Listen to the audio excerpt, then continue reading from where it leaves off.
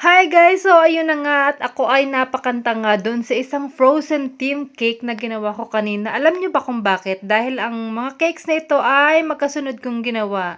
Ang dalawang frozen theme cake. So bali ang inspo nga ng cake na ito ay fondant cake pa rin. So dahil sabi ni client ay frozen theme naman ang gusto ng kanyang anak, ay mas minabuti niyang piliin na soft icing na lang. So, para ma-achieve ko yung ganyang parang snow is naglagay lang ako ng white whipped cream sa ibabaw and then sa nakita nyo kanina ay dinampi-dampian ko siya ng spatula para parang ang itsura niya ba ay para sa akin ayan ganyan no. Parang snow siya na ano man tawag doon. Basta ganyan parang snow. Tapos yung parang pinaka-drip niya is ginawa ko siya para talagang snow na nabuo. Kaya hindi totally white drip ang ginawa ko. Ganyan ang ginawa kong design. At hindi ko na rin naipakita kung paano ko ginawa yung mga fondant details, lalo na yan si Olap. Dahil nakatingin nga ako dyan sa picture niyan kung paano ko gagayahin ang mga design.